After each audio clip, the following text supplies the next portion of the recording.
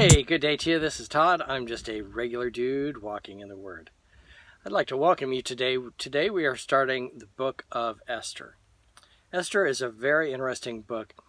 It's a book, you probably heard this before, but it's a book that doesn't mention God at all in it, okay? But God is still in control throughout that whole story in the book of Esther. And it's a story of how the Jewish people are saved, okay? And so we're going to start with that today, Esther chapter 1. I'm going to go through it verse by verse like we normally do. But today it's more of an introduction to the whole story that takes place. So we won't spend as much time naturally as we did in Matthew. This is only 10 chapters. But it is quite a story. And you might... A lot of times we think of the book of Esther and we think of the old Sunday school stories. You don't really hear too many people preach about Esther or anything from the book of Esther, but it's a popular Sunday school story. And with that, it's been kind of sanitized. But in reality, the story of Esther has a lot of issues in it. That we're going to talk about as we deal with this.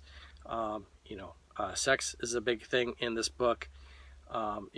Women's rights, slavery, all kinds of stuff like that. So don't think of it as like just a cutesy little story. This has a lot of adult themes in it and adult issues that we're going to be talking about. So let's read Esther chapter 1, and again, I'm going to go through this kind of verse by verse as we talk about this. And the characters that happen to be in this story as first you have Esther, and she's raised by Mordecai, okay, her cousin, okay, and then we have King Xerxes, and I'm going to refer in the NIV, it always refers to him as King Xerxes. There's other names given to him in the other Bible translations, but I'm going to refer to him as Xerxes in this. And then we have Vashti, his first wife, and then we also have some other characters that you're going to be introduced to later on. But those are the big characters here. Mordecai is the one, and then the other is Haman, and Haman is the one that you're like, how can anyone stand that guy?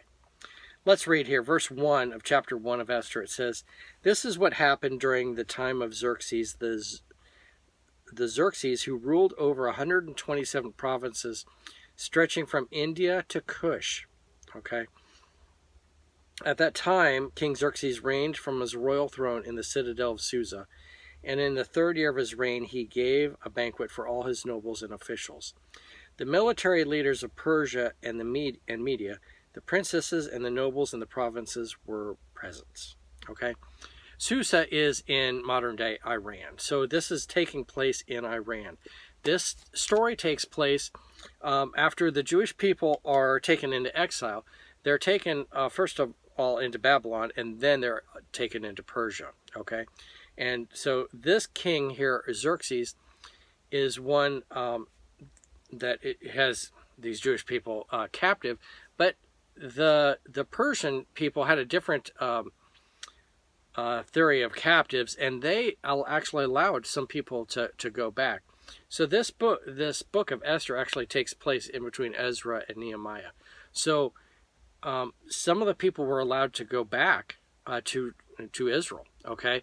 And God had commanded the people to go back. And you're going to see here that the people that are still here have not obeyed God, okay, because they're still here in the land of Persia, okay.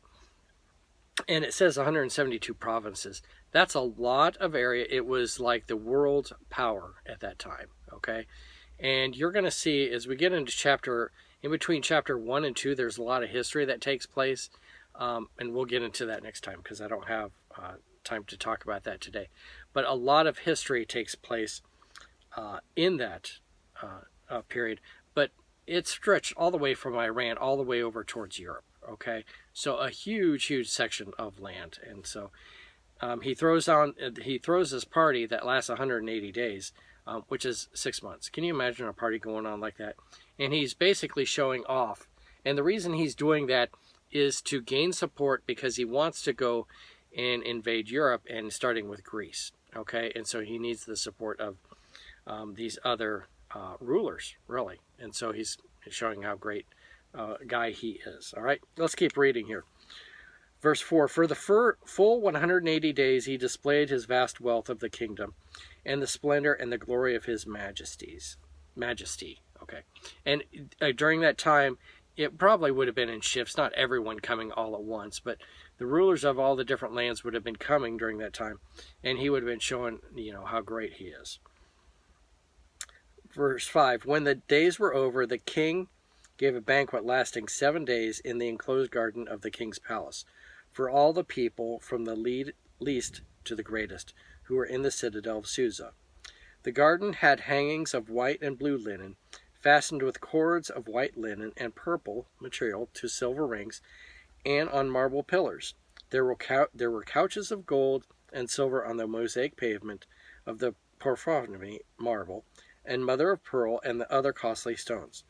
Wine was served in goblets of gold, each one different from the other, and the royal wine was abundant in keeping with the king's liberality. Okay, so I don't know if you are you like me, that we have like say we have 30 cups in the house. They're all different. Okay, it's not because we're wealthy. It's just because we have a bunch of different cups, and we like this cup, we like this cup. Not because we're wealthy, but he had gold goblets, and he didn't want them to be all cookie cutter goblets. He made them all different. Okay, so that was unique here.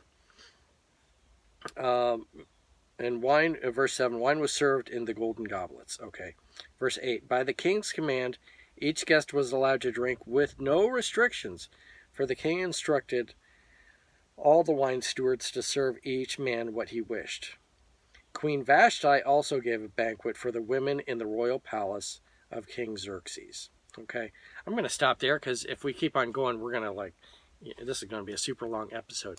But this is really an introduction today to what is happening with that whole, with what is happening in Persia.